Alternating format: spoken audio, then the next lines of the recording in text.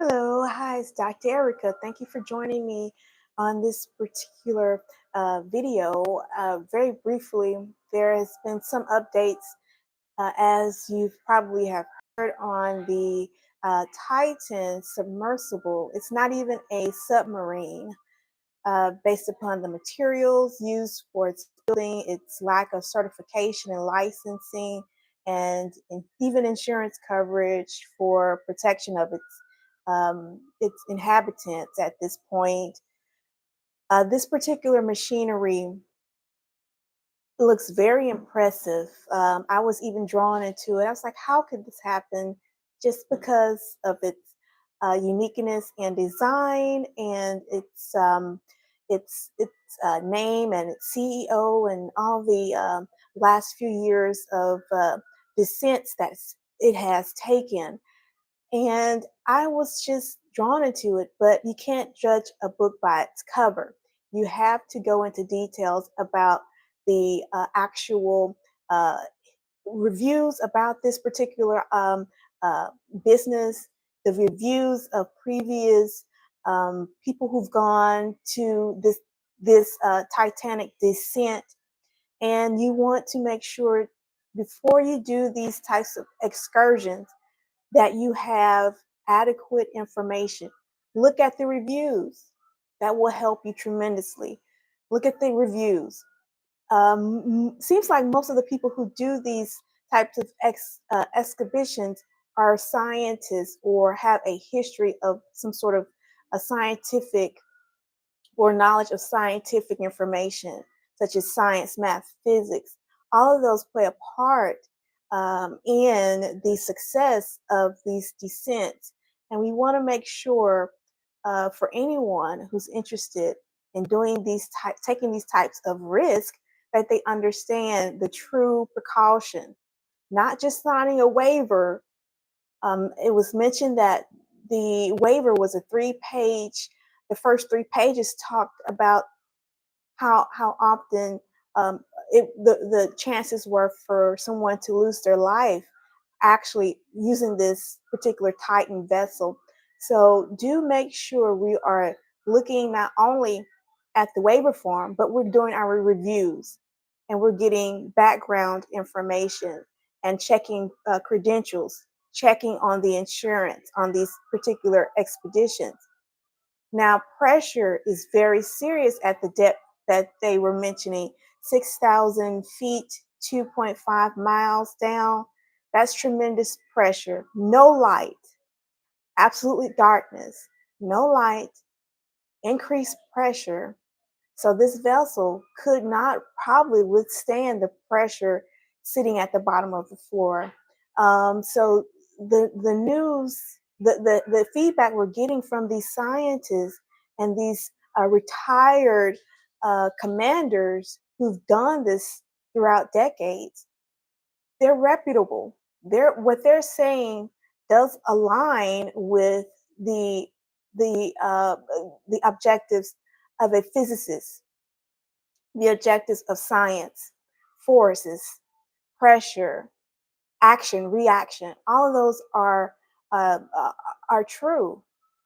We might not see it actually being applied in firsthand, but nature itself is science. And once you get down to depths of that deep, the pressure is so great that the lungs must stay in that vessel, that particular Titan vessel.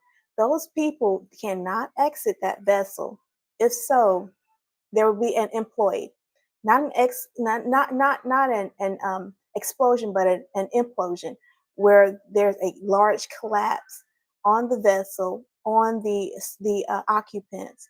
And so we want to not think that along those lines, but science stands and wins in this particular case. Also, besides there being great pressure at at those depths, there's no lighting. Also, there's stress and anxiety, I'm sure, among these 5 individuals. And I want to wish their families well, wish them well, and hope that the best outcome stands at the end of the day, at the end of this recovery period. this search and rescue period, as they called it earlier during the press conference. Also, we want to mention that as we take in oxygen, we later release carbon dioxide, and so the atmosphere of the inside of that Titan vessel is now filled with carbon dioxide, which can be poisonous to the human body. Once that oxygen is depleted, which can be in the next few hours, they're talking that carbon dioxide poisoning can suffocate these individuals, and they will slowly begin to sleep away, unfortunately. So this hits home for me as a lover of science, as a lover of physics, as a lover of biomedical sciences.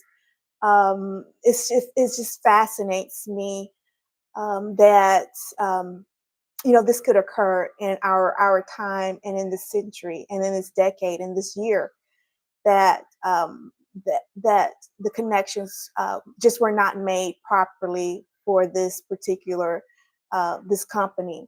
And it's unfortunate, and it's a true fact. The science speaks for itself. And of course, they were hoping for the banging or the stress signals to um, help get them closer to the actual pinpointing where the vessel is located. However, they mentioned that those sounds could also come from the Titanic debris, could come from whales, dolphins, all other animals that occupy the environment of the ocean floor, and so forth. So we are praying and hoping, and our thoughts go out to the family. I've been watching this story for the last uh, couple of days. I haven't had a rest, just trying to get the latest update as it comes out. I've been watching the press conferences, and I've been watching the latest news, morning news, just to find out what's going on.